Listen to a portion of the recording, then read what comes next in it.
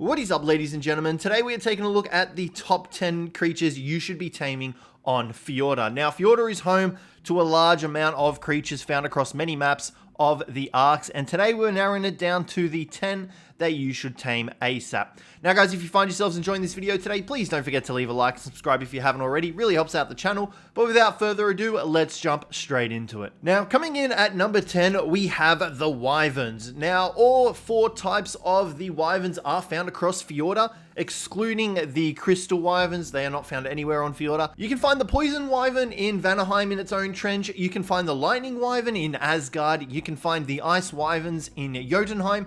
And you can find the Fire Wyverns in Balheimer. Now, gathering their eggs can be a little bit tedious and difficult. However, if you have a decent flyer or a Fjordhawk, it makes gathering these eggs much easier. So all you need to do is obviously go ahead and gather them and hatch them. But once you've hatched them, you have yourself a very reliable tame that can pretty much do anything and everything. It's one of the fastest base flyers in the game. It has a multitude of different breath attacks, each applying their own unique effect. They have the capacity to pick up tames and kite them to whatever trap you wish to take them to, if you wish to tame them. As well as that, they also have decent weight for ferrying resources across the map of Fjordur. They can also put up a fight against some of the strongest foes in Ark, including the Gallimimers. So you definitely want to get some Wyverns on the Fjordur map, as they just will make your life a lot easier, and they'll be able to deal with a lot of the challenges and tribulations you face on Fjordur. Coming in at number 9, we have the Gacha. The Gacha are just one of those tames that you definitely want to have around. They produce a variety of resources depending on the Gacha that you tame up. Now, these guys are very easy and simple to tame. All you need to do is feed them resources in order to get them to eat. Once they eat these resources, their taming meter will slowly go up, and that is as simple as it gets. You can also feed them snow owl pellets to increase the quality of the loot that you receive from them, and to get rarer items that they produce from their gacha crystals. Now, coming in at number 8, we have the Magmasaurs. The Magmasaurs are found at the end of the Fire Wyvern Trench on Balheimer, and in here you can find plenty of Magmasaur eggs. Now, the Magmasaurs are great at harvesting resources such as metal, obsidian, crystal, all that good stuff, and there are plenty of those nodes on Fjordur. They do gather more than the Anki as well, which is an added benefit, and it is why they are on this list, just because they are kings at gathering pretty much any of the resources you can find on Fjordur. And as well as that, they're also immune to the lava, so that they can wade through any of the lava and you will not have any issues with that. And they're super formidable tames, able to take on some of the strongest creatures of Ark and deal massive amounts of burn damage with their fire attacks. I'd heavily recommend getting Magmasaurs, because due to the fact that the Fjordhawk is now in the game as well, it's very easy to transfer the materials from your Magmasaur back to your base or wherever it is that you need to go, due to the Fjordhawk's fast travel effect, which kind of makes the Enkis redundant in terms of their weight reduction, because you can simply just kill yourself and end up back at your base with all the resources that your Magmasaur has gathered. Now, coming in at number 7, we have the Shadowmanes. Now, the Shadowmanes are found in the purpley swamps on Asgard, and these guys are great for just getting around, dealing damage, and pretty much doing anything you need them to. In order to tame them, you need to walk up to them and feed them a fish basket while they're asleep during the day. They will then proceed to get up and make themselves a little scarce. They'll walk away, and then you essentially need to wait for them to come back, and then you can continue the tame. I would recommend ghillie armor for this, because they can aggro on you, and you want to make sure that you approach them from the butt side, not the head side, because that will also cause them to wake up and aggro on you. Once tamed, these make a great mount for getting around, dealing damage, and just dealing with whatever it is that you face. They have a massive jump range that you can hold and launch yourself with. They have a teleporting strike on the males. They are very fast to run as well, and as well as that, they're also very good swimmers, so you could definitely take them deep sea diving with you in order to get any loot or artifacts, or even just kill things underwater because of how fast they are with their swim speed. Now, as well as that, they also have naturally inbuilt armor, so depending on the level of the Shadowmane that you tame up, it can go anywhere from 15 armor all the way up to 80 armor. So I'd heavily recommend getting your hands on a Shadowmane, and they just deal a lot of damage. Now, they also have a Thornmail effect, so when they are attacked, they will reflect some damage back onto the attacker, causing them to be slower and deal less damage. So the Shadowmanes are really great for doing everything that you could possibly need, and I'd heavily recommend getting your hands on them, because they're just such a good mount. Now coming in at number 6, we have the Rock Drake. Now the Rock Drakes are found on Fjordur. They have a nest in Asgard, just north of where the Shadowmanes are tamed. This cave does have radiation, so you will need a hazmat suit or a Fjordhawk in order to get the eggs. But you can see that this place is littered with Rock Drake eggs, so you could literally have your pick. Here's the entrance to the cave and the exit. It is possible to steal a Rock Drake egg from this first nest with a Fjordhawk. I have done so, as you can see. And then once you've done that, you've got yourself your very own Rock Drake. These guys are great for getting around. They've got a ton of damage. They have a cloak ability, which you can use to hide from enemy dinos. They have the ability to scale walls with their sticky feet ability. They also have the ability to launch themselves off and to glide, which makes them one of the fastest quotation mark flyers in the game. Because of that glide ability, they are able to travel very fast. As well as that, they're also relatively decent swimmers, so you could definitely take them on some underwater trips if you so choose to, and they are able to deal with most threats that they find on the Ark. If they're unable to deal with the threat, all they need to do is simply fly away. Now coming in at number 5, we have the Maewing. Now the Maewings are found in the northern section of the map in the redwoods. You can see up the top here. Now these guys are essentially a poor man's Rock Drake. They are very easy to tame, however, which is why they are higher than the Rock Drake. They're also faster than the Rock Drake. In order to tame one, all you need to do is trap it with billboards. They are super simple. All you need to do, like I said, is trap it with billboards. Your best bet is to wait for it to stop moving and then drop the billboards over the top of it. And you can see there, it will get stuck. Chuck 3 of these billboards down and it will no longer be able to escape when you go to trank it. They're super easy to knock out because of how low their torpor is, and they're super easy to tame due to them being able to eat anything and everything. You can feed them mutton, you can feed them honey, you can feed them whatever you would like. So I'd heavily recommend getting your hands on a Maewing. I should have put one more billboard down, but that's not the case. That's fine. As you can see here, it took 2 trank darts to knock out, and just like that, you can easily tame them up. Mutton, raw meat, berries, anything like that you could possibly want to use, you can use it on the Maewing. Now, once tamed up, these guys have the ability to pretty much get anywhere and everywhere.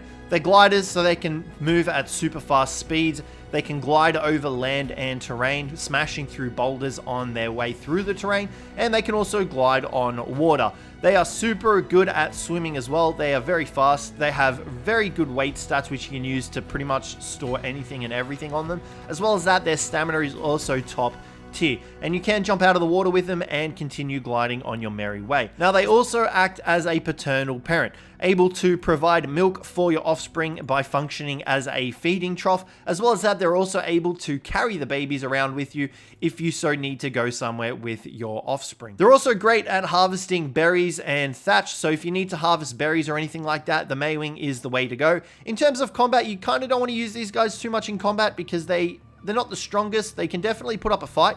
However, I would recommend just running away from whatever it is that you were trying to fight with a Maewing, as these guys are not fully built for combat. Now, the Maewing are also capable of producing various eggs, from simple eggs all the way up to extraordinary eggs, which you can use for kibble. And as well as that, as long as you have 2 Maewings, you can breed them with each other.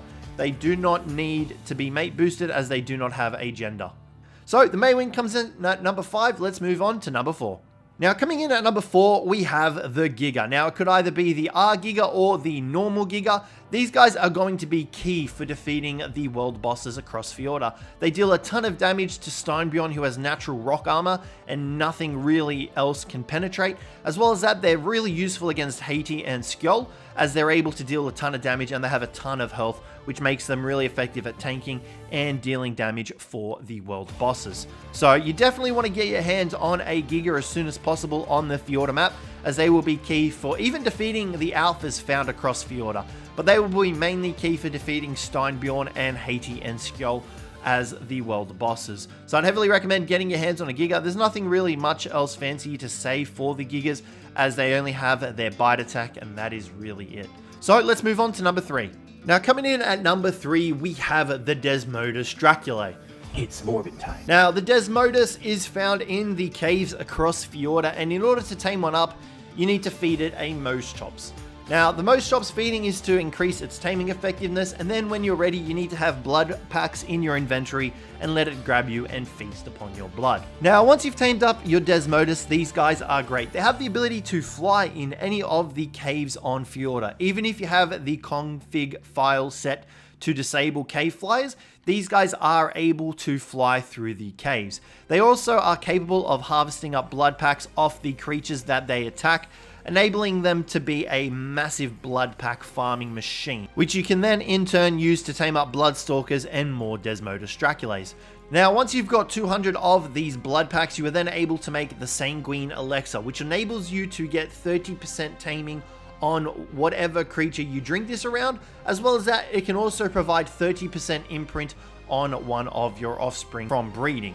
So it's definitely worth grabbing these guys purely for the Sanguine Elixir, but as well as that, they also have the ability to pick up creatures and feed on them, and they can also sap their blood and enable themselves to get lifesteal from whatever it is that they are carrying. And you can see here this poor Titanoboa, he ain't having a good time. He's just getting his blood sucked out of him. Now, as well as that, they also have the ability to grapple onto walls, and you can see here just like that, we are able to hang upside down and chill on our Desmodus. You can sit these guys all around your base as long as they are stuck on a roof, and they will stay there until you're ready to climb back on them and ride them again. Now, they also have a slight glide ability where they are able to move at a faster pace than some of the other flyers when they kind of dive straight down. It's a little bit janky, but it still works well. Now, as well as that, they also have a screech ability, which enables them to locate creatures on the map. And all you need to do in order to do that is hold down the primary attack, and you can see that it will mark creatures on the map for you. Now, at nighttime is when these guys really shine. Their screech ability highlights a lot better. You can see here that we've pretty much highlighted all the creatures over there. Now, as well as that, during nighttime, they get access to a new ability, and that is the ability of night vision. Now, night vision, it is a little bit hard to still see the things, but you can see that the creatures are highlighted white. So if you are looking for players in PvP or anything like that, you can highlight them using this feature. Now, as well as that, they also have the ability to turn invisible. Very similarly to the rock drakes, these guys will turn invisible. However, this is only usable during the night or in a cave. Now, holding the secondary attack will cause your Desmodus and you to turn invisible, and this essentially makes you, well, invisible to the AI dinos. To the wild dinos, they won't see you and they won't attack you. You can also use this ability if you are mounted on a cave wall or anything like that and turn invisible during the day as long as you're in a cave. Now, as well as that, they're also capable of harvesting up spoiled meat from their kills, as well as the blood packs and the raw meat. They're also very good flyers. As you can see here, they're able to move in multiple directions, very similarly to a Tapihara. And you can also use weapons on the back of a Desmodus, allowing you to do PvP action or to knock things out on the back of your Desmodus as well. So all in all, these guys are a great addition to the Fjordur map, and that is why they are in the top 3 of this list. So let's move on to number 2. Now, coming in at number 2, we have the Andrewsarchus, native to the Fjordur map. These guys are great, and they are my favorite tame on the Fjordur map, to be honest. I just love them. I love their whole aesthetic, their whole vibe, and everything they're going for, and they're really fun to ride around on. Now, in terms of taming, all you need to do is feed them raw honey, and then you need to ride them around and make sure to dismount them before their rage meter fills up. Repeat this process and you will have yourself a tamed Andrewsarchus. Now, these guys can be ridden with or without saddles, which is another reason why they are so high on this list, because without having the need for a saddle, you can essentially get these guys straight off the bat. There is a region on Fjordur where we're currently located where there is beehives that you can mine, and this will provide you with all the honey that you could possibly need to tame an Andrewsarchus. It's then just a matter of finding one, which they also spawn in this area, and feeding it the honey and taming it up. They are a great first tame to get on Fjordur, and I could not recommend them enough. In terms of their abilities, they have the ability to bite, do a kick attack, and they are also able to go to the bottom of the ocean floor. They are very good swimmers, and they can activate a bladder sort of thing, which causes them to sink to the ocean floor, and they have the ability to run across the ocean floor. They have very high oxygen, so you probably don't need to worry about drowning. However, if you do have a low level one, keep an eye on its oxygen. They are also extraordinary swimmers, like I said, and you can then equip their saddle on them, which will enable you to fire bullets rapidly at whatever it is that you are targeting.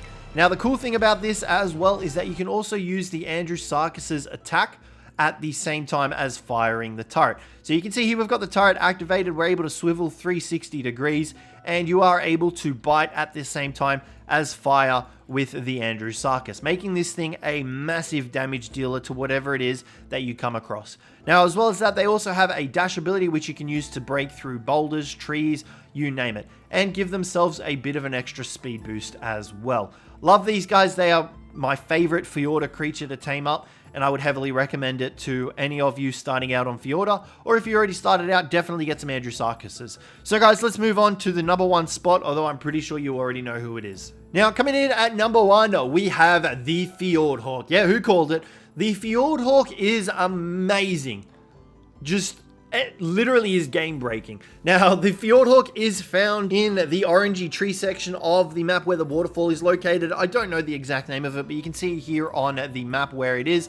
And these guys, they're a bit of a pain in the ass to tame up, not gonna lie.